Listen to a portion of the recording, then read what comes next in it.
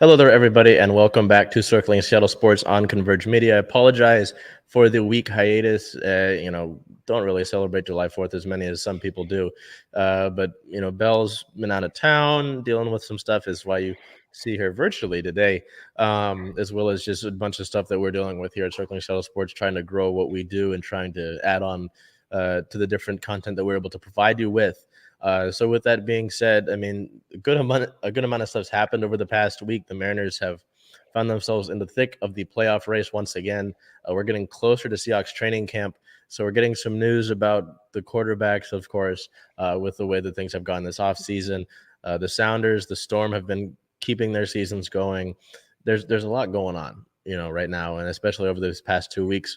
So with that being said, Bell will take lead here as we go into the Seahawks, and a little bit of stuff, nothing, I guess, necessarily this groundbreaking, but some interesting stuff around the quarterback. So, Bell, what do we got going on Yeah, over with our Seahawks? I don't think we've had anything like super groundbreaking in a couple weeks, but just like you said, we'll be detailing what's going on, what has gone on in the last couple weeks. So, starting us off here on July 1st, KJ Wright has spoken about his the QB situation in Seattle and his situation.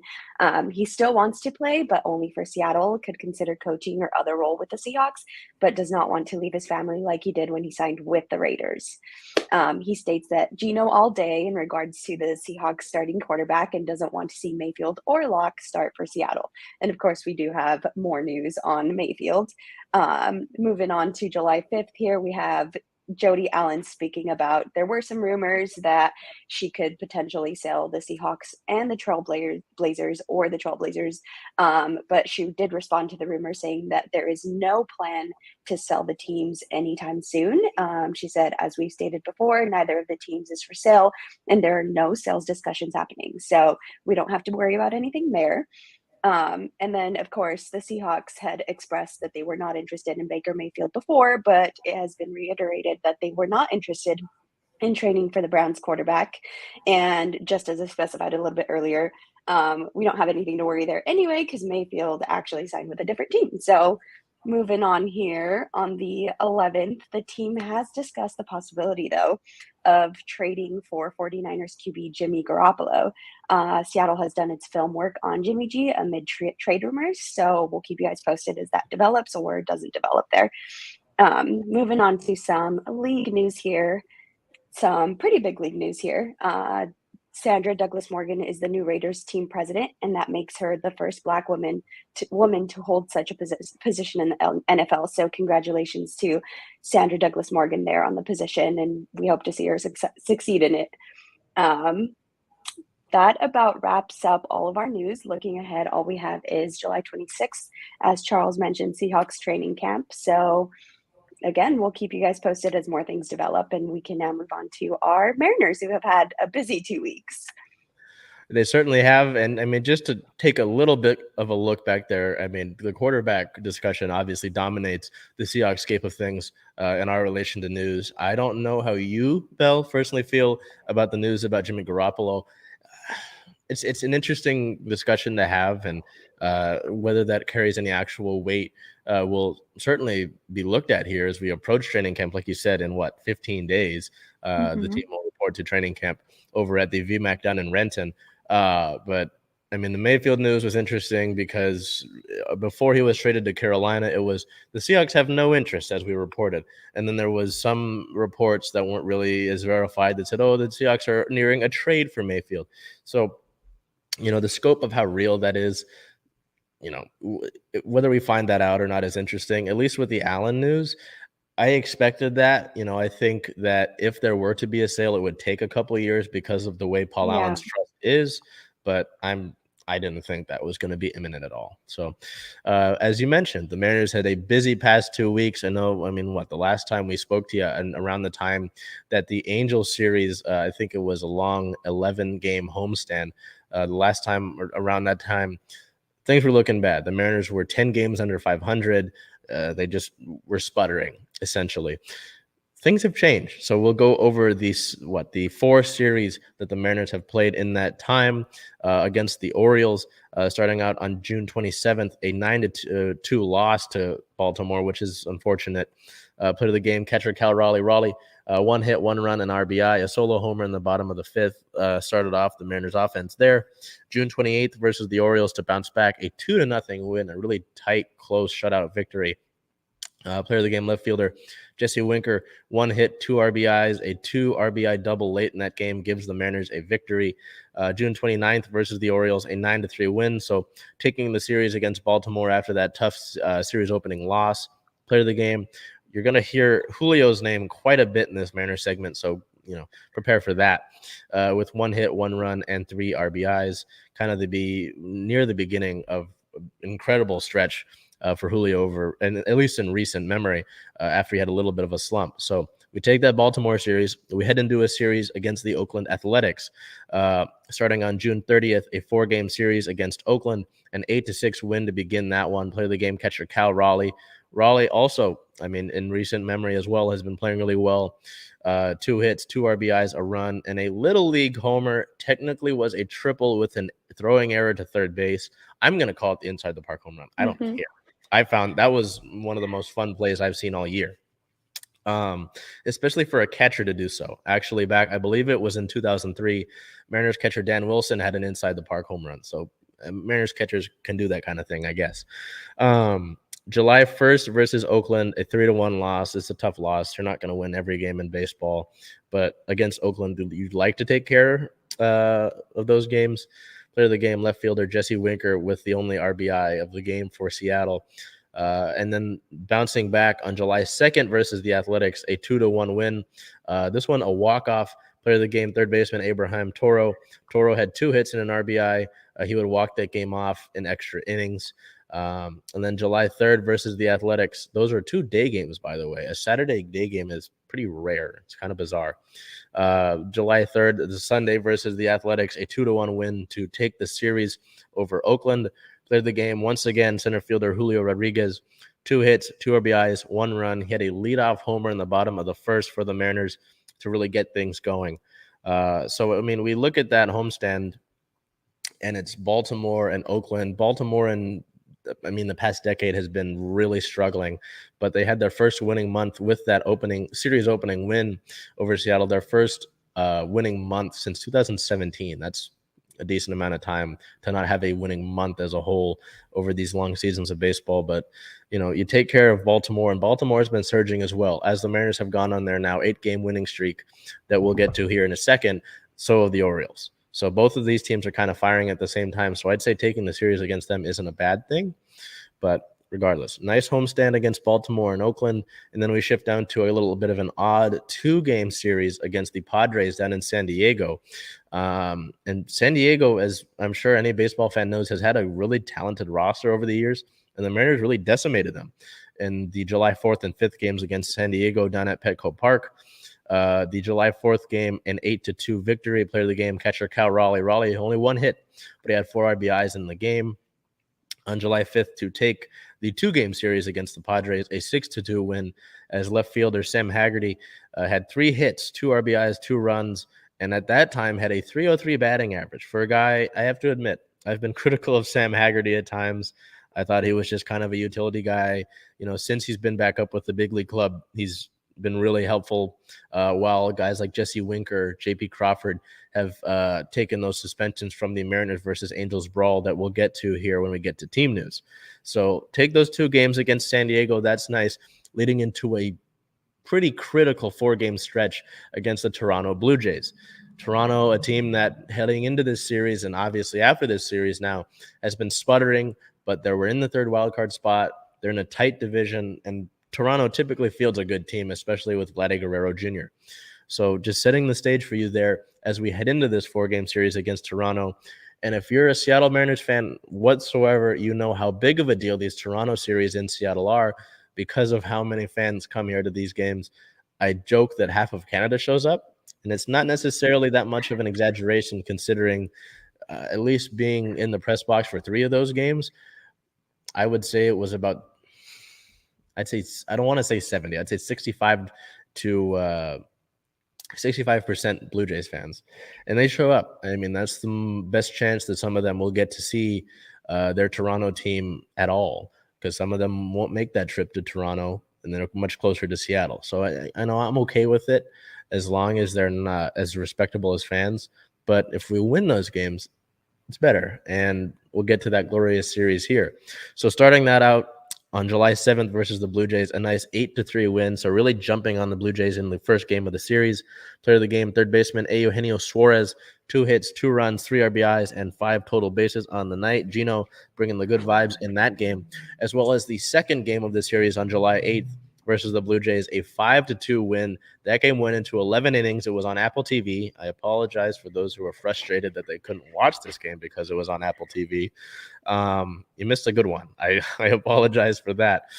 Player of the game, once again, third baseman Eugenio Suarez, 2 hits, 2 runs, and 3 RBIs, a walk-off homer in the bottom of the 11th to send Mariners fans home happy, not necessarily those Blue Jays fans, but to, at minimum, give them the series sweep. The series split. So just to set the stage here a little bit as well, after this game, I went to the post-game press conference for the first time for the Mariners. And so usually, obviously, you'll get the coach to talk. So Scott Servais was talking a little bit. But then you hear a knock on the door and someone goes, "Hurry up, Scott, I want to go home." I'm like, who is that? And it would make sense that Gino had to talk next because he had the walk-off homer. So in the middle of a question, Eugenio opens the door himself and says, "Scott, I want to go home. Get out. I'm doing my presser." And that was one of the funniest things I'd seen. He also said that homer that he hit, he talked to his wife before the game, before he left for the ball game, and he said that if I hit a homer tonight, it's for you. So that was a pretty cool game all in all. And I'll tell you what, if any of you get to be pressed for one of these Mariner games after a win, it is like a club down there. Turn the lights off. It's strobe lights. It's hilarious. Anyway, we get back to that Toronto series on July 9th to take the series. The Mariners win in tight fashion, 2-1. Player of the game, first baseman, recently acquired first baseman Carlos Santana, records 1 hit, 1 run, 2 RBIs. The go-ahead homer late in that game, a 2-run shot scoring J.P. Crawford that hits off of the scoreboard right below Hit It Here Cafe, and gives the Mariners a huge series win. I would have been okay with a series split against this Blue Jays team, but they take the series. That leads us into a big Sunday game where you're like, hey, at this point, screw it. Go for the sweep. Now, this game was a little bit tough. July 10th versus the Blue Jays. Yes, a 6-5 win. It was pretty back and forth. The Blue Jays got after Logan Gilbert decently early. But again, Carlos Santana plays the hero. 2 hits, 3 RBIs, 3 runs, 2 homers on the day. So 2 days, 3 homers. Kind of a nice stretch there for Carlos. The go-ahead homer as well in the bottom of the 8th. And funny enough, just like the day before, the homers, it was a 2-run shot to go ahead, and he scored J.P. Crawford. So it was, I can't speak enough to the incredible series that was. It was huge, not only because, you get a 4-game sweep. You've never swept Toronto in 4 games before. And with that little win there, we'll get to it later, but you overtake their playoff spot, which is the 3rd wildcard spot. Granted, it is July, and you've got a lot of time to kill before we actually get to when that necessarily matters, and you've got a decent stretch of rough patch after the All-Star break. But this is really good. This could set you up really well momentum-wise, and at the end of the day, Bell and I have talked about this before. You have to win series. And with that Toronto series, you've won 6 series in a row. Just keep taking care of business. So with that being said, we'll head into player of the week as we've got a decent amount of stuff to cover here. Now, Bell picked a certain somebody that makes a lot of sense in the idea of not copying and going the same. I went with Carlos. Mr. Santana had a pretty solid past 2 games and is also really helpful to who Bell picked. And I'll get to why after she discusses her pick. But Santana, those 2 go-ahead homers are huge. And, if he doesn't hit those, who knows if the Mariners get the series win, let alone win either of those games. So I thought that he had a really big, obviously, on-the-field impact there. Has made some solid plays in the infield as well since we acquired him. But his importance to Julio Rodriguez, who Bell picked, is something I'll mention after she discusses her pick for player of the week. So, Bell, why did you go with Julio this week? I don't blame you. Can we not acknowledge his swimming skills? um, Well, I mean, just like I've said previously, Julio is so exciting to watch. He had that leadoff homer. He just continues to improve. He's continued to do great. Just got chosen for the All-Star game. I mean, I just have no complaints about his performance so far, and it's hard not to go with Julio week after week. So that was my pick. yeah, the swimming thing that Bella's talking about on the Friday game, Julio had essentially a stand-up triple, but as he was rounding second and heading into the home stretch for third, he tripped and fell a decent bit before third base, and he tried to swim his way through the infield dirt to third base. And after that, the day later, the Mariners had a little fun with it, did a little outline of him sprawled out and put some caution tape around it. So that was fun. He had some Julio took some photos with floaties on right next to it. So they had fun with it. But I mean, I think it was said on Twitter, there isn't a young player in the Seattle area that that I agree with necessarily. I mean, Ezzy Magagor has been playing great, but whose star has shined as bright as Julio has to this point in time right now. Julio's leading the charge in the city in terms of the younger players. And like you, I always go back to what you said. Julio is must watch every at bat. And you're not wrong in that regard, whether it is a home run or getting on base, outrunning an infield hit, or even when he's out in the outfield, the plays that he's able to make. Yep. At the end of the day, I don't know how that contract discussion works, but if I were in the GM chair, I'm giving him the entire bank. Not the, I know I've used the term the Brinks truck before. F the Brinks truck, give him the whole goddamn bank. You have to keep that kind of talent in Seattle. I know there's the jokes about, he'll be traded to New York for this. I hate that regard. That's kind of why we started this show, is I hate casual ideas like that. But his star continues to shine bright, and yeah, it's a total no-brainer, I think, for Player of the Week. I just wanted to be different in that regard from you.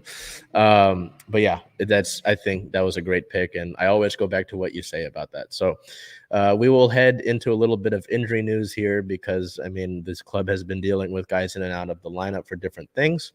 On the 27th, catcher Luis Torrens was placed on the 10-day IL. On the 28th, Taylor Trammell left the game in the top of the fifth inning with a right hamstring strain. He has still not rejoined the club in terms of playing activity. On the 29th, Trammell was placed on the 10-day IL, and catcher Tom Murphy was transferred to the 60-day IL as he had successful surgery on his shoulder. On the 7th, pictured Ty France was reinstated from the 10-day IL and has only been doing DH work, so he hasn't returned to first base quite yet.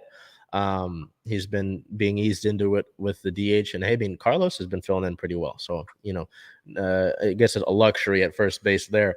And then on the 9th, catcher Luis Torrens was reinstated from the 10-day injured list, while right-handed pitcher Ken Giles was placed on the 15-day IL. Giles came out of the game on the 8th with some shoulder discomfort. Giles has been dealing with some injuries since 2019, so just hoping that that's not a longer-term thing. But we're getting some positives here. I will let you know an update on Kyle Lewis and Mitch Haniger. Lewis has been doing some rehab assignments up in Everett with the Aqua Sox. In 3 games, he has 3 homers. So it's safe to say his hitting is back. He is expected to go down to Tacoma sometime this week to get some rehab assignments down there and play outfield, which last time he was with the big league club, Scott Service said he wouldn't be playing outfield with the Mariners for some time, as I wanted to ease him back. So some news there.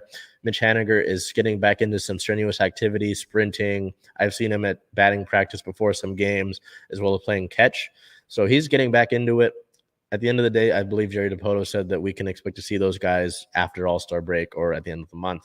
So those are updates on Kyle Lewis and Mitch Haniger for you. We do have the fallout from the brawl, the Mariners versus Angels brawl, in terms of suspensions. And we got an update actually on Julio's suspension, which he shouldn't have even got as of recent. So we'll just go down the list for you here in terms of those suspensions. On the Angels side of things, manager Phil Nevin was given a 10-game suspension. Third baseman Anthony Rendon, who was actually injured for the year and couldn't even play, so he gets a 5-game suspension when he returns, and he wasn't allowed to be on the Angels bench for the next 7 games after those suspensions were doled out. Notice here some of the names I read, considering that they're not players. Assistant pitching coach Dom Chidi got 5 games. We'll go through some players here. Right-handed pitcher Andrew Wantz got 3 games. He was the one who threw at Julio and at Jesse Winker. The poor guy is just a rookie, so Nevin had him go out there to do that. Right-handed pitcher Ryan Tepera got a 3-game suspension. Right-handed pitcher Rachel Iglesias got 2 games. Iglesias was actually, if you saw any of the fallout from that game, he took a box of sunflower seeds and threw it onto the field when no one was there. So that was a little bit bizarre. And then listen to these next 3 names. Bench coach Ray Montgomery got 2 games. Interpreter, yes, language interpreter Manny Del Campo got 2 games. And catching coach Bill Hasselman got 1 game. So interesting to note the kind of organization that the Angels are. And then for the Mariners, left fielder Jesse Winker initially had 7 games, got it appealed to 6 games. And he has, I believe, gone through nearly all of those suspension games already. And the Mariners were 6-0 in those games. Shortstop J.P. Crawford had initially 5 games, appealed it to 4 games that he started serving on June 30th. The Mariners went 3-1 in that stretch. And Julio initially got 2 games. No really idea why. He didn't throw any punches, but he got that served down to 1 game, and he will serve that tomorrow against the Nationals. So, and then on the 29th, Angels pitcher Archie Bradley was hurt in the brawl. Bradley fractured his right elbow when he fell over the dugout railing trying to get out on the field for the fight. He's been placed on the injured list, and funny enough, one of his nicknames was Crash and Burn. That's one of his nicknames, so I guess it's fitting. But it's really interesting to look back on this brawl simply because Angels manager Phil Nevin said after the game that he hopes that it riled his Angels up and he got them basically said, hey, we want to be a winning ball club now. Since then, the Mariners stock has gone up and the Angels stock has crashed and burned. They are doing terrible. They are 10 games under 500. It's kind of funny to see. Anyway, do you have any thoughts on that brawl and anything that took place? I mean, I know it's just ridiculous to look at any of that and just some of the comments. Obviously, there was a lot of fanfare with it, but do you have anything to look back on in that regard? I think it's just how you said that with the Angels, they hoped that it would fire the team up, and it definitely seems like it's done it for our Mariners. And just the list of the players or staff that got suspended compared to ours is significantly larger. So, yeah, it feels like it kind of turned it around for us. I don't know if that's exactly what did it, the brawl or Carlos Santana showing up, but whatever it was, let's just keep it going. Maybe both. Maybe a good bit of both. So we'll head over to roster-related news here on the 27th of June. Yeah, we're going back a little bit. Catcher Andrew Knapp was selected from AAA Tacoma as Terens obviously went to the injured list. On the 28th, Carlos Santana reported to the club. And I'll say on the 28th, all of the music that was being played at the ballpark pregame was Carlos Santana. If you know who Carlos Santana musically is, that was kind of funny. Infielder Drew Ellis was optioned to AAA Tacoma the same day. On the 29th, outfielder Marcus Wilson was selected from AAA Tacoma. That day, the 8-year veteran made his MLB debut. Infielder/outfielder Sam Haggerty was recalled from AAA Tacoma, and infielder Kevin Padlo was optioned to AAA Tacoma. On the 30th, first baseman Ty France was named an all-star voting finalist. He was in the top 2 for the American League first baseman role. I'll just tell you now, he unfortunately did not make it to be the starter. Vlad Guerrero Jr. was voted in above him. I always kind of hate, the All-Star game voting things because it tends to be more of a popularity contest. Like Fernando Tatis Jr. has not played for the large majority of the season, and he was in the top 5 for voting for shortstops in the National League, which is, how does that happen?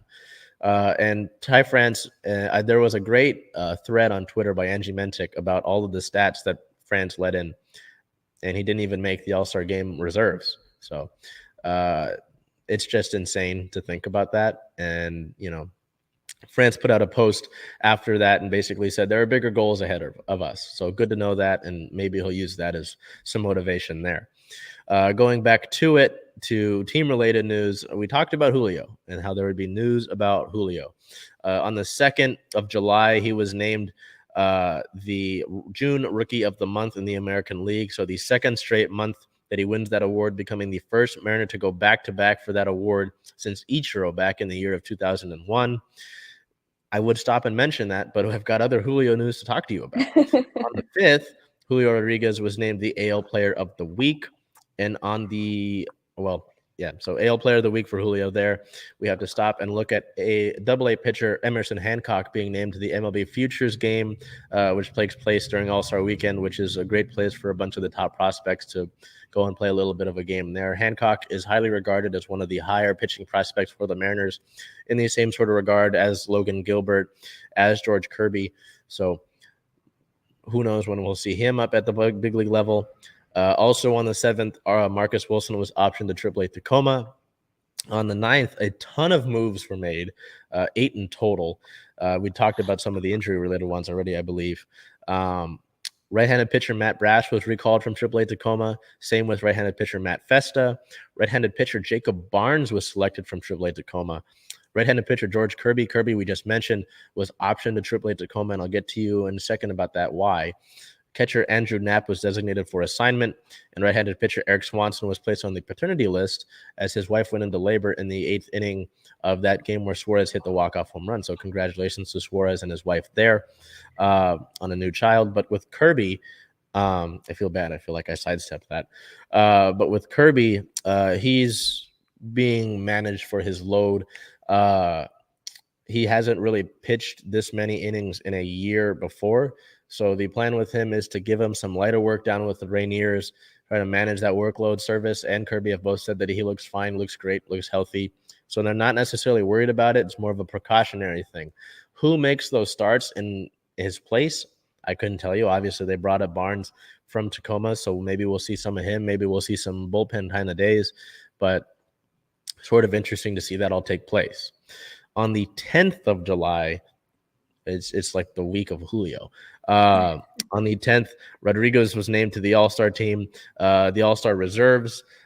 He joins Alex Rodriguez and Ken Griffey Jr. as the only players in Mariners history to be selected to the All-Star game in their age 21 season or younger. So, I mean, Bell, is there anything that you can say more about Julio or what he's been doing, or it's just like a superlative game? You just kind of throw all these things out there, and it's how do you even add anything more to what he's been doing? I don't think I can. I mean, just with all of the accomplishments that you said, Julio week, it's been so crazy just to see back to back just accolades for him, and it's exciting as a Mariners fan and as the team of Seattle. So yeah, just looking forward to see what else he can accomplish. I'll also share this with Matt, one of our photographers that we work with. There's a funny story that I like to go back to where I don't know how close they were sitting to each other, but I believe a young fan asked Julio for his bat during a game, and Julio looks over to Matt and goes, "I don't want to give up my best friend." Yeah. You just think about the guy. Julio and I are the same age. Does that make me feel bad a little bit? Yeah, because why am I not playing baseball at this point in time? Why am I not 6'5"? I don't know, but it's just incredible to think about that, to think that he's playing in his rookie season. He's still getting better. And to go back to the Carlos Santana thing that I was alluding to, Santana and Julio train together in the offseason, and they're good friends. So if you look at any of the celebrations after Santana hits a home run, Julio, they're always they're tight-knit friends. And even J.P. Crawford has said that Santana has brought this ball club closer together. So it's incredible to hear that. Once you get Ty France back at first base, to have a guy like Santana be able to have his presence from the ball club is great to a team that's trying to make the playoffs. So I like Santana, obviously, for the home runs that he hits, but to hear that he's got that impact on the ball club is even greater. So we'll wrap up the Mariners segment with some league news here. On the 29th, the MLB stated that they want robot umpires by 2024. Commissioner Rob Manfred says that automated balls and strikes are likely to debut in 2 years here. He also wants baseball to expand to 32 teams. So who those 2 teams will be, what cities you want, go ahead and speculate about that. Let me know down in the comments. I always like to hear where people think those expansion teams will be, because I really don't know. I know people have thrown out Portland as a destination, Las Vegas, because Vegas has been getting pro teams as of late. So I don't know. Let me know. On the 6th, MLB Commissioner Ron Manfred can double down on his expansion take. On the 8th, Albert Pujols and Miguel Cabrera have been named to the 2022 All-Star Game as legacy picks. Pujols playing in his last year, Cabrera damn near close. So MLB Commissioner Rob Manfred used his legacy selections on those 2 there. In terms of the team record, the Mariners now sit at 45-42. They are second in the American League West by 4 games. They are in the third wild card spot. We'll take a look at this beautiful. Look at that. Look at that. Third wild card spot, and you're damn near close to that top wild card spot where Boston is. So the Mariners will travel on the road now for a road trip before they get to the All-Star break. July 12th at the Nationals for a 4:05 start. July 13th at the Nationals with a 9:05 a.m. start. So if you're going to watch that game, you're going to have to get up a decent bit. At least that's early for me. I don't know about you.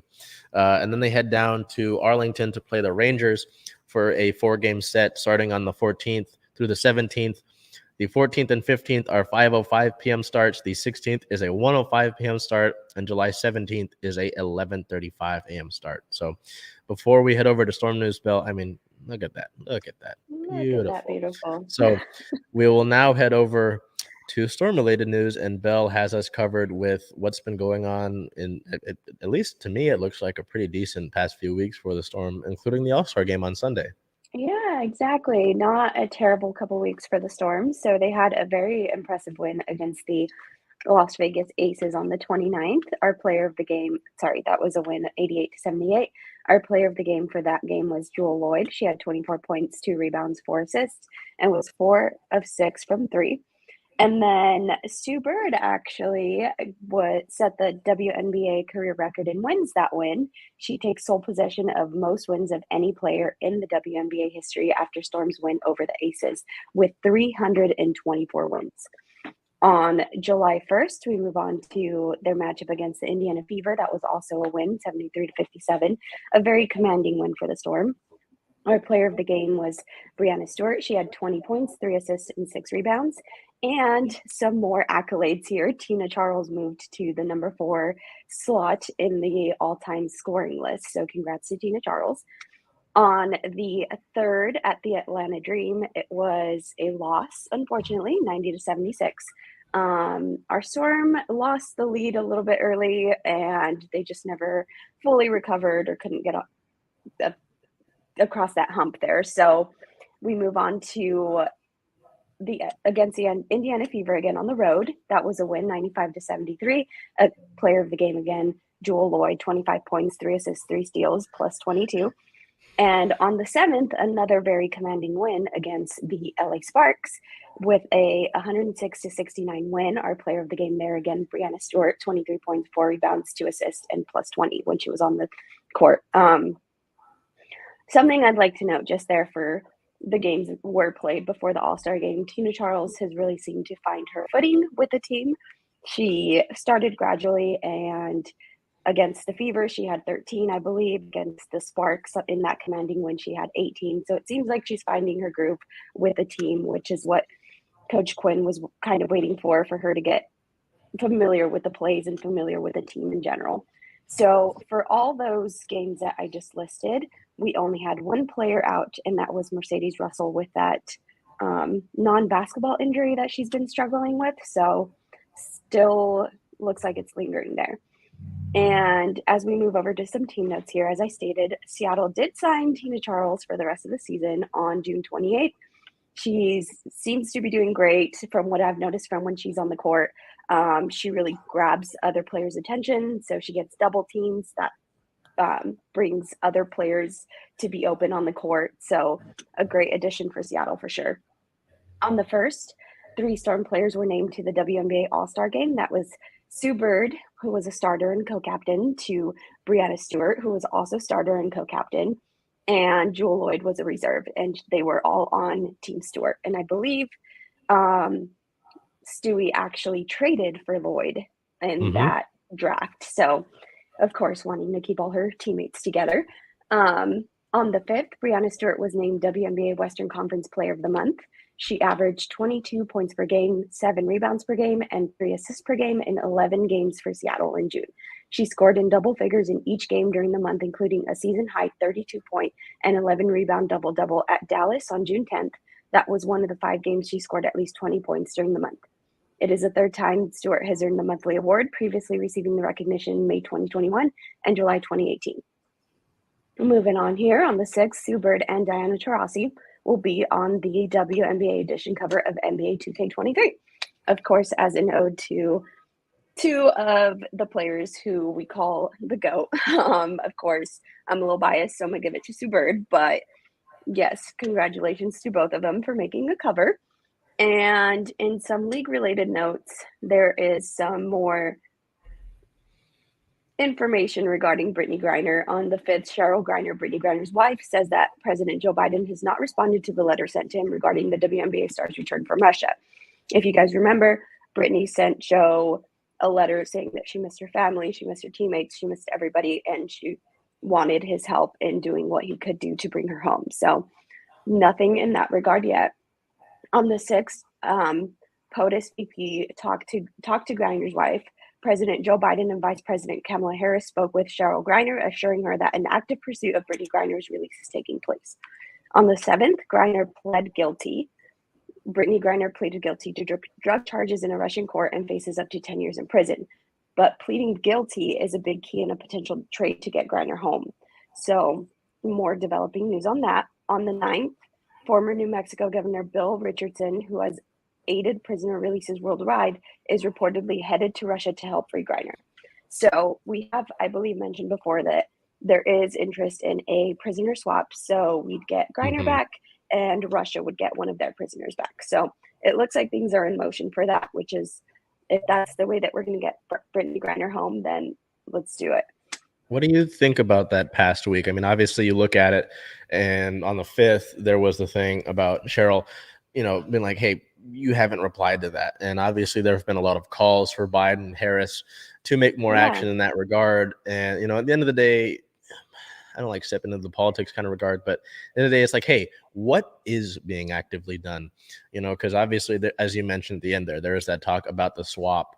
But, I read some things about somebody who was there, who tweeted about it in the court for that. Apparently, there's a lot of things about, she was trafficking a lot of, at the end of the day, I believe it was like a tiny, forgot, was like a CBD tiny cart. It was very minuscule. And at the end of the day,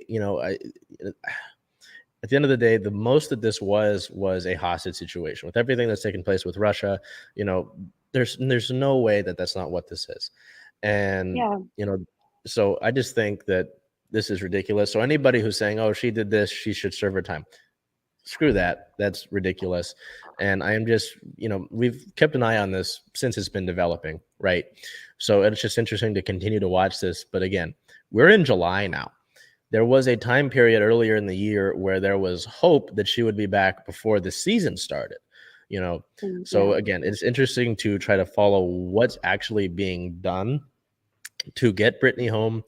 And, obviously people are going to see guilty. Oh, she did it. It's like, well, that's a big key in trying to bring her actually home anyway. So it's like, so we'll keep an eye on that. But I don't know. It was just kind of interesting throughout, these last 2 weeks to kind of see what's happening, all this stuff related to her. So hoping that we have more positive updates, I guess, as things continue.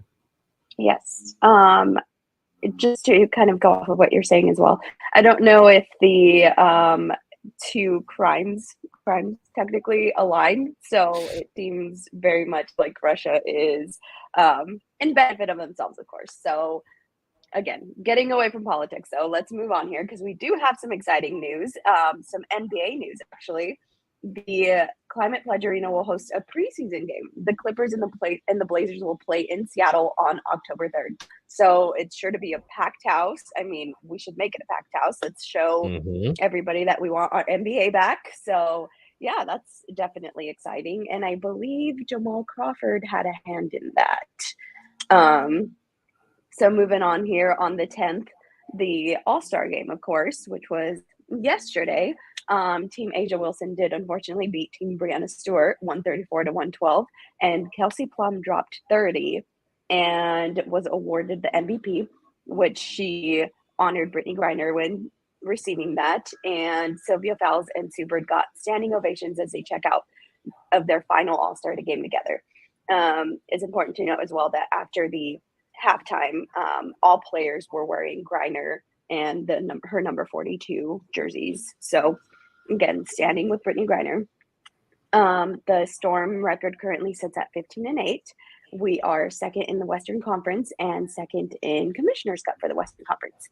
Looking ahead, they have a July 12th matchup versus the Dallas Wings, which I think we were talking about weird early starts earlier. That is Yeah. a 12 p.m. tomorrow. So yeah, Noon on a interesting Tuesday? interesting midweek game there. And then July 17th against the Indiana Fever once again, and that's at 3 p.m. And we can now move on to our Sounders. A noon start is ridiculous on any weekday. So yeah, that's a little bizarre. We head over to the Sounders here, and at least like overall wasn't a positive week for our guys in the Ray of Green. So we look over here to the first two games that they played over the past few weeks, and they've all been relatively close. They kind of got a little bit of a break while we were gone for that July 4th kind of week. June 29th versus Montreal, a team that Seattle does not face very often, an unfamiliar opponent. Seattle would lose that game 2-1. Clear the game, Jordan Morris. He had the only goal for Seattle there. This was a game. Montreal is a really solid club. I mean, I kind of forget about Montreal because we don't play them that often, and they're not necessarily one of those flashy teams, right? Because in certain leagues, like in the NBA, I mean, obviously you're going to hear about certain teams like Golden State, Phoenix. I mean, they play well, but they also do it with flash, like the Spurs, right? Let's take the Spurs. The Spurs have been a successful franchise for years, but they aren't necessarily flashy. You get what I mean? So it's kind of like that in that regard with Montreal. They win games, but they're not very flashy.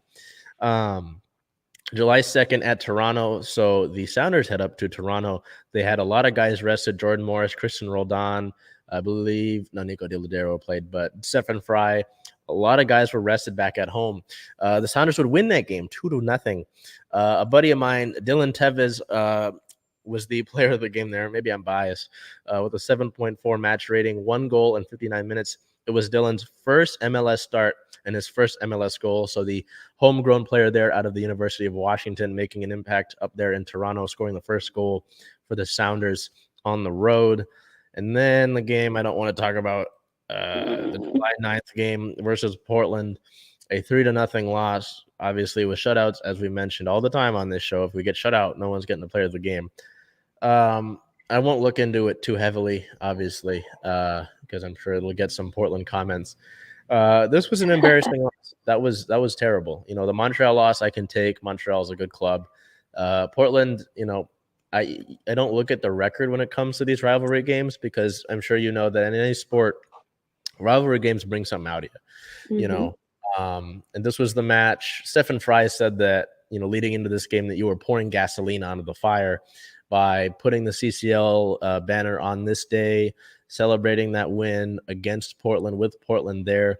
Minority owner Drew Carey said that before the game, he was like, oh, we won this trophy while they were on the field. He said, we won this trophy and they didn't. We're here to beat Portland and just kind of rubbing it. And then you got egg on your face because you get blown out. This was the worst Sounders loss to Portland damn near ever, I think. And it was the first time the Sounders have lost by 3 goals at home since 2015. So it was embarrassing, quite frankly. Liv Lyons and I were there to capture that. Liv had some great shots there for that game. Shayna Shepherd actually sang the national anthem for that game. So all of the lead up was great. The game was not. So that's a game that I think Seattle deserves to look itself in the mirror and realize that you got embarrassed on your home field by Portland. And interestingly enough, in the last 11 games in the Seattle-Portland rivalry in the MLS, the home team has only won one game. So it's kind of a weird trend there. But yeah, really, really disappointing, really frustrating there for that. So with that being said, we'll kind of head over injury stuff. Raul Ruiz was out a little bit. He did come back and play in that Portland match, but he went out. I think he re-aggravated his injury. He will not travel with the team to Nashville for this upcoming game, so that kind of sucks. Just at the end of the day, I want Raul healthy for playoffs. So at the end of the day, if you can just put some bubble wrap on him and make sure right. So outside of that, there's not much to look at injury-related news. In league-related news, on the first, the U.S. men's national team qualified for the Olympics. The USA will play in its first Olympics since 2008. thanks to a victory over Honduras that secures them a spot in the 2024 Paris Games. So that's kind of cool. Looking ahead, the Sounders are a 8-win, 8-loss, 2-draw team. They are 8th in the Western Conference. So right now at this time, they're out of a playoff spot. The 7 teams in the Western Conference make it. Looking ahead, they play 2 road games. One of them I'll be at. July 13th at Nashville SC is their next game. As I mentioned, Raul will not be traveling with the team for that. That's a 5:30 p.m. Pacific time start. And then July 16th at the Chicago Fire, which I will be at, which is a 5 p.m. start. So, I mean, going on the road, no matter the teams you've played, I mean, you've lost to Nashville before early on in the MLS season. You got to bounce back from that Portland loss. You have to bounce back from that. So just kind of embarrassing. I don't know about you, but, you know, rivalry matches, especially if you lose big, I don't want to show my face for a while. So with that being said, for the past few weeks, Belle, there's nothing going on in Kraken. I know. And now they have a pretty decently big draft. So with that being said, why don't you take us away for the Kraken section? All right, let's do it. So on July 1st, the team re-signed Gustav Olofsson. Seattle extends defenseman on a 1-year, 2-way contract at $750,000 AAV. Will help anchor Coachella Valley Firebird squad on the 7th and 8th. The NHL draft, which we had been leading up to for the last few weeks, and it's finally come and gone. So on the 7th and 8th, the draft, of course, round 1, 4th overall, we got Shane Wright, who I believe was supposed to be, wasn't he prospected at number 1? Yeah, though the big thing Yeah. heading into this draft was, you know, obviously we got number 4 overall, which is fine. I mean, top 5 picks is pretty good, right? But I mean, Shane Wright was a guy for years. Even before this, he was projected to go number 1 overall. Was kind of a consensus for that top spot, as you mentioned. You know, Wright.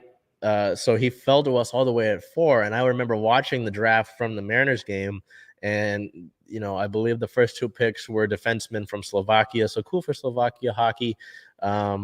But then number 3, I believe Logan Cooley goes to Arizona, and it's like, hey, you're sitting there at number 4, and this guy's falling to you. So it's like, Yeah. you feel like you got away with highway robbery there. I don't know about you, and again, with hockey, I was at a lot of those Kraken games last year, but this is still a sport that I'm growing with. In any draft, if a guy is slated at number 1 and he falls to you, it feels good. I don't know. I mean, we look at just some of the overview here, and I think next week we'll do more of an in-depth draft recap. But he captained Team Canada to gold for the U18 team. He's 18 years old. He's 18, and he was projected to be the number 1 overall pick. So put that in your mind. 32 goals and 62 assists last year. It's a guy that is successful. And so to have the top 2 centermen in the last 2 drafts on your roster, and Matty Beniers and Shane Wright now. And interestingly enough, I read a story that right after Wright was selected, Beniers was asking the team to get his number because he wanted to connect with them. Beniers threw out the first pitch yesterday at the Mariners game, and Wright was with him. So these are guys that, I mean, Wright stared down, as you can see in the notes, he stared down the Montreal Canadiens table at the draft once he was selected. So it sounds like he's got a pretty good chip on his shoulder. I mean, this is what you want as an expansion team.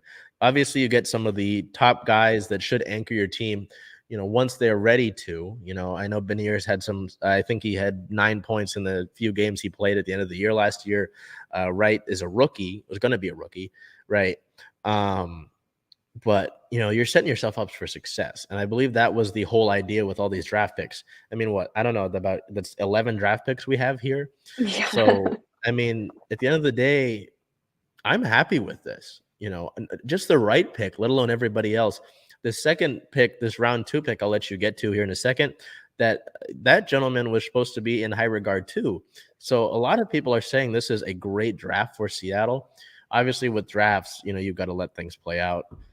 But at the end of on paper, it seems good. So I'll let you get to it, but I'm happy with that.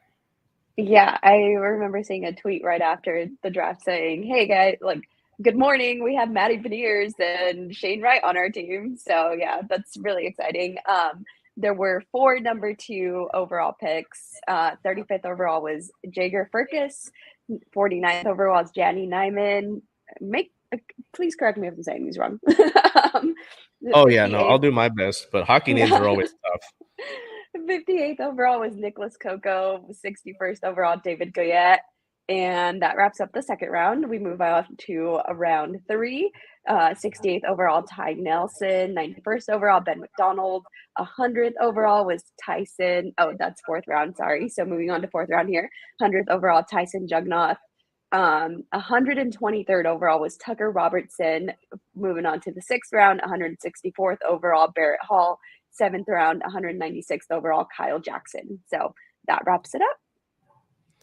Yeah, I mean that's like I'll just say it again. I'm really happy with that draft, and it'll be really interesting. So, starting today, it's already taken place. The Kraken are holding the Kraken development camp up at Kraken Community Iceplex. So it's open to the public. So if you want to get out there and do that, go ahead. I'll be there on the 13th and 14th for those last two games when I don't have, like the Storm game is at noon tomorrow. I don't know what that's about. Otherwise I'd be there tomorrow, but I'll be up there for that. The development camp is essentially what I'd liken it to, like rookie camp in the NFL, right?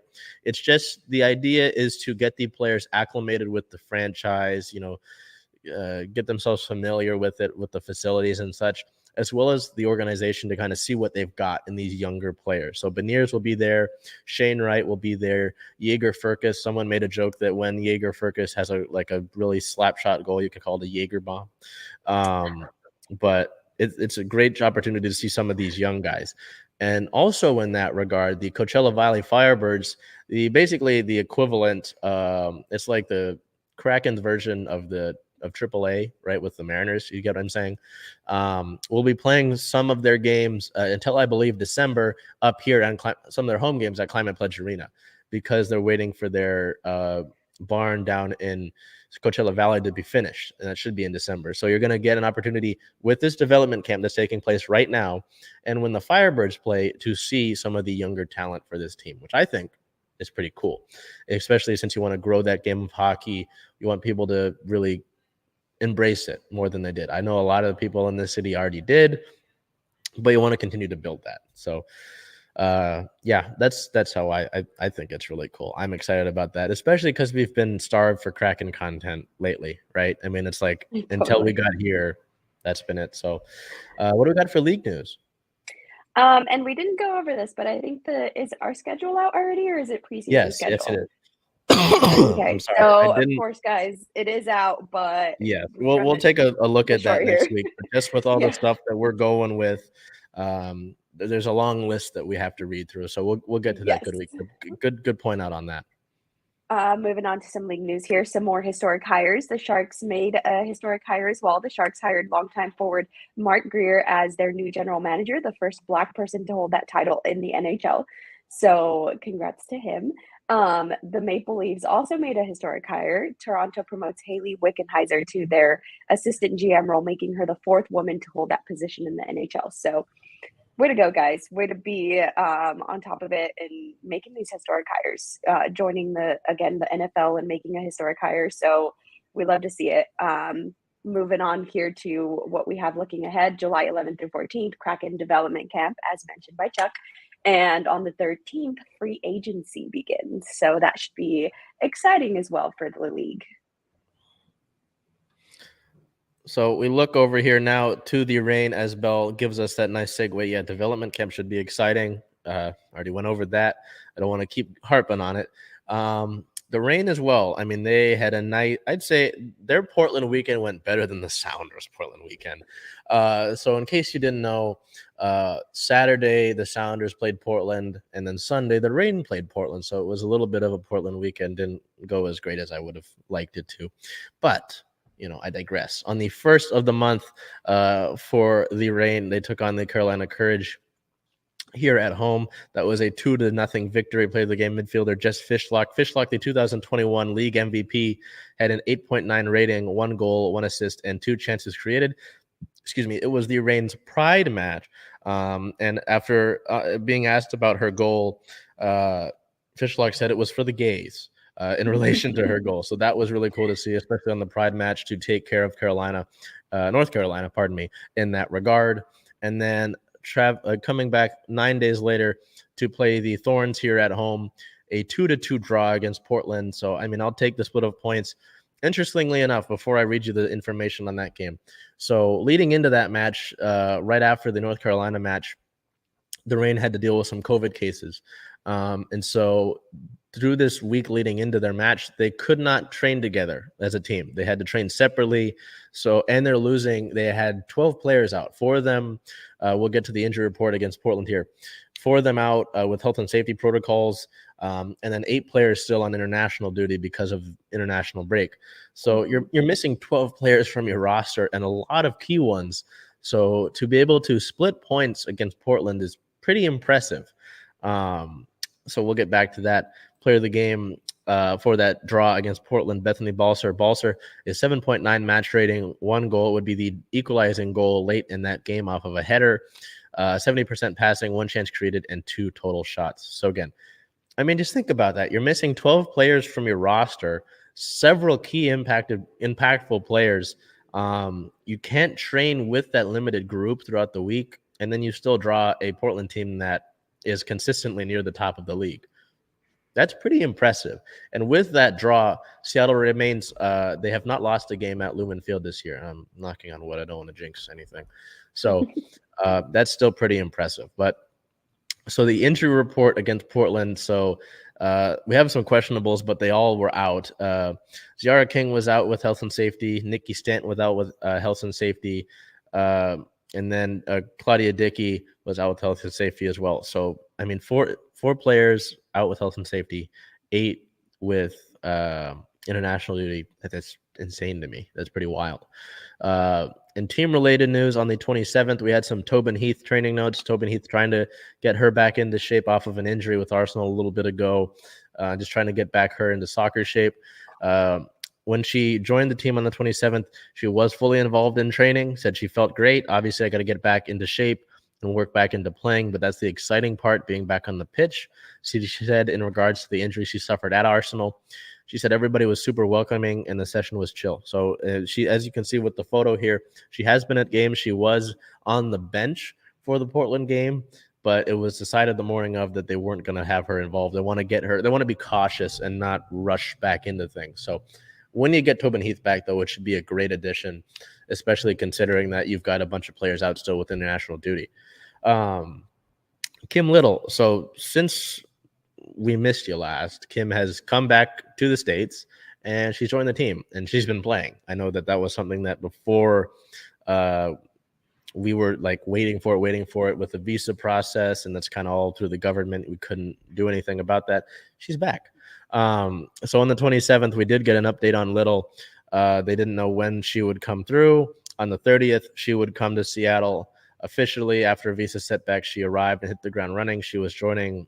That day she got into a training session with the team, as you can see in that photo there. And she's been playing with the club. She played with them during the Courage match and this Thorns match. So good to see Kim Little back, and excited to see what she can add to this club until her loan is up in about, I'm hope the Reign have talked about getting it extended, considering that it was supposed to end around the beginning of August, and with the visa setback, you lost a few weeks. So we'll see if that's possible, but at the moment we don't know. On the 1st, Megan Rapinoe was honored with the Presidential Medal of Freedom. It is the highest honor a civilian can receive in the United States. And Sue Bird, actually, I apologize, I should have put that in the notes. That's not on you, Belle. The Sparks game where the Storm absolutely torched the Sparks. Yeah. Sue Bird was not there for that game. Because she was with Megan there as she received the honor at the White House. So that was pretty impressive to see. And that's really Megan is the first soccer player to receive the award, right? Yes. She was there with Simone Biles. That's really cool to see, especially when it's someone, I always say it, when it's someone from around here, I get excited because, you like rooting for people from where you're from. So that was really cool to see. Also on the 1st, as national team replacement players, as I mentioned, with the national team players out of the lineup, the team signed Ryan Brown, Ellie Burris, Jody Olkill as national team replacement players. Reed and Brown And I believe all three of those players have actually been with the club before. So that's kind of cool to see a little bit of a reunion type thing. And then on the 6th, someone that I think Bell, with all of the saves of the week, Bell likes her as well. The team extended Fallon Tullis-Joyce through the 2024 NWSL season with that photo there from Liv Lions. This was kind of a no-brainer. So, again, I apologize. I know heading into the season, I was worried with your goalkeeper situation. I apologize profusely. And I apologize to Fallon's mom. And she likes our content whenever we put anything up for Fallon. So hi, Fallon's mom. But she's been one of, if not the best keepers in the league this season. And essentially her rookie season, she got like very limited minutes at the end of last year, I believe, in relief in one game. But she's really taken that spot over. And so nice to get her locked up.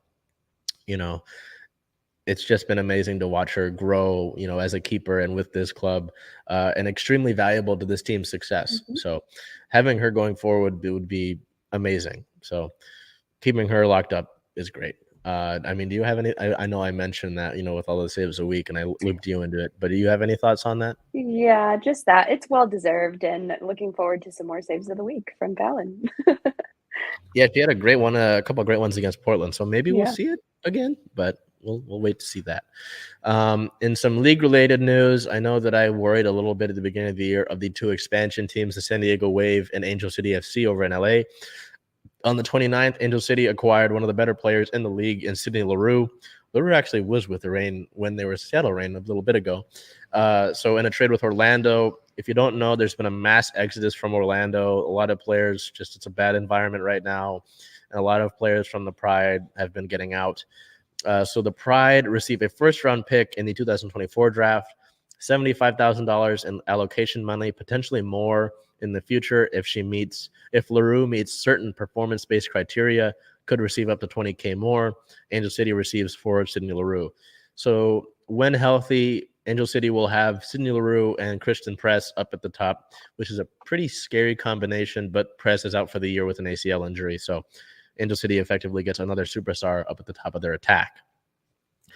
Also, over the past few weeks that we've been gone, the NWSL confirmed expansion in the league. So 2 clubs will join the league in 2024. One of them, a returning club that folded earlier, the Utah Royals. So Utah will be getting a team back. Laura Harvey, the Reign head coach, actually spent some time with the Utah Royals. And then, so you've got one other team. I know there's been discussion about it. I think a team in the Bay Area would be cool. I know they expanded to San Diego and LA, but I've got some soft spot for the Bay, so I'd be okay with that. But it's great to see the league expanding as a whole because a lot of players get cut. Just like the WNBA. A lot of talented players don't make rosters because there's not enough space. So the expansion is cool, and maybe it's more teams for the Reign to beat up. So I don't know. What's the city? If I have to put you on the spot, what's one city you'd like to see? Oh my goodness. I don't know. You really did put me on the spot. I Yeah, mean, considering, like you said, Bay Area, I mean, California already has so many other teams, though. I don't know. I don't know that there's one in specific that comes to mind.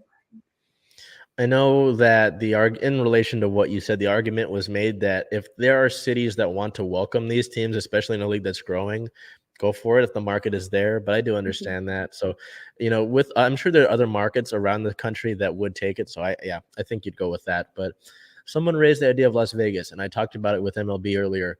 If the market's there, man, sure, go ahead. If they're going to put up the money, go ahead. And then wrapping up league news, Carson Pickett, former Reign player. She's actually, if you don't know, there was a famous video that went live a few years ago. Pickett has a limb disability, so she's without one of her arms. Pickett makes history. The former Reign player becomes the first player with limb difference to make an appearance for the women's national team. And actually, over the past weekend, she scored her first NWSL goal. So that's great for Carson Pickett. So from what I've heard, especially from the Courage PR head the other day with that Courage game I was at, an all-world person. So great to see that there. As we look ahead for the Reign here, they're not back at Lumen Field until August 7th, but I implore you to get out to these games. Just like the other games that we have around the city with the Mariners, they've got a great atmosphere right now with the playoffs. with the playoff spot they're in.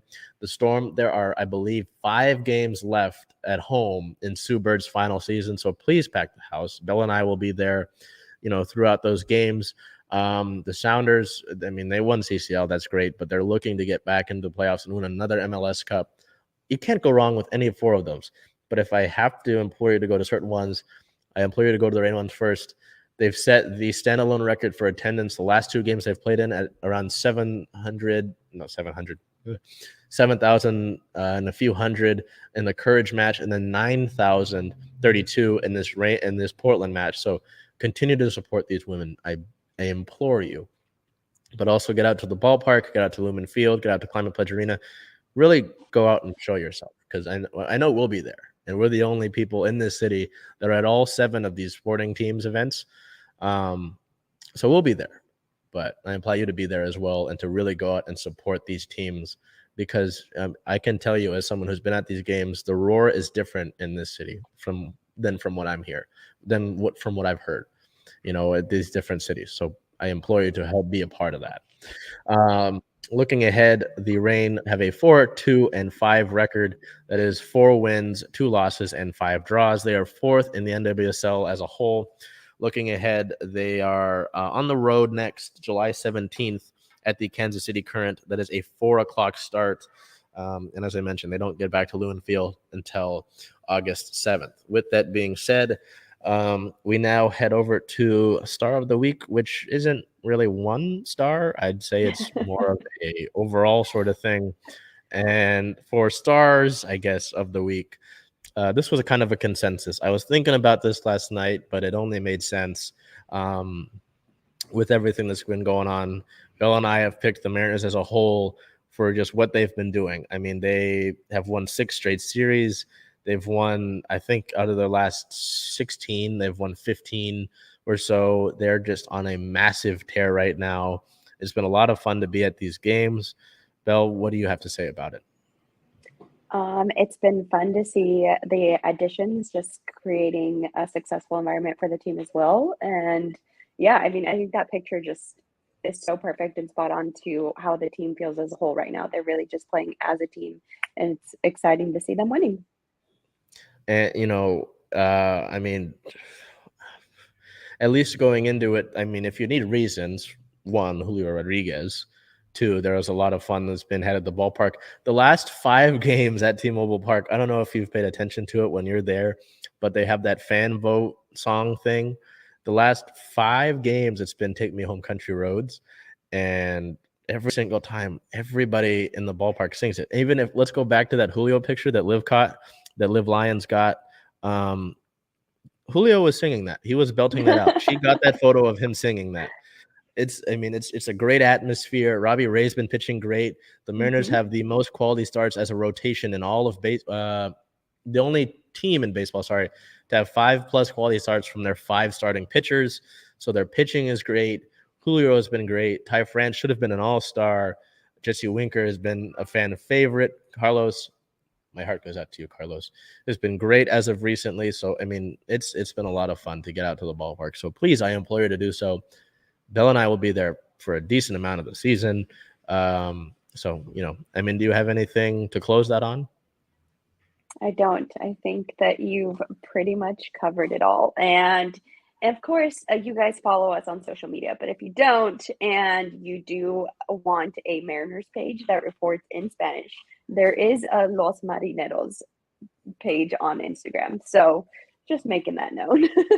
Oh yeah, that's totally fair. And I'm excited for the game where they actually do host a game, I believe, every year where they're called the Los Marineros. So that'll be a lot of fun. But so that's a good amount of what we got. We tried to make it pretty concise just because we missed the last week for you. So not as much back and forth as normally as I'd like to have. Our guy that's normally, the Bill always reminds me because I have a bad memory and I tend to forget. Salman is not behind the camera today. It's my guy, Curtis. Curtis is here. So O'Day's in the building. I know Big O doesn't necessarily like that all the time, but O'Day's in the building.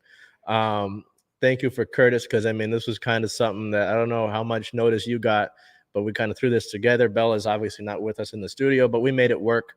With that being said, it's great to see all the people that we get to work with in Circling Seattle Sports. bird's eye view visuals. My guy Q has been great covering the Mariners with me, photography wise. Liv Lines as well. I can't say enough about Liv. Ike behind the scenes has been doing some great stuff. Curtis obviously helping us today with this. Salman, hope my buddy Salman's doing all right. Bell, obviously, Bell and Matt as well, photography wise. Matt's been great with helping us with that and some other stuff. So our team grows. And again, I am so proud to be part of this and to even have started all this Circling Seattle Sports stuff. Because again, there's nobody else that's at all these games as consistently as we are. It's like, hey, I don't know. It's just cool to know that. So with that being said, as Bill mentioned, feel free to follow us on the socials. If you look at that link there, the at Circling Seattle Sports is our Instagram page. If you put Circling Seattle Sports on Facebook, you'll find our Facebook page. Circling Sports is the @ on Twitter. But if you put Circling Seattle Sports, you'll find us regardless. You can find our information much quicker there, letting you know what games we'll be at and all of that. And so a lot of more, we show off our photographers more there. A lot of the great shots that they get. There's a lot of great stuff they get. Yes. So with that being said, until we see you, what is it going to be? The 18th of July. It's just shooting by. I don't like this. We're rolling through July. It's summer. I'm wearing shorts today. It's too damn hot. Until we see you next week. The shorts. Yeah, you did. I'm not even wearing a hoodie today. You can see my farmer's tans out. I noticed. Anyway, until we see you next week, take care of yourself. Stay hydrated out there. Get out to these sports games that are taking place. I know we've got a little bit of a break here because Mariners are going to go on All-Star break. Rain aren't here till August. The Sounders are going to be gone till the 23rd. The Storm are going to be back though tomorrow. So get out to these Storm games. Until we see you next week, take care of yourself. Be well, and do whatever you can to make today a great day.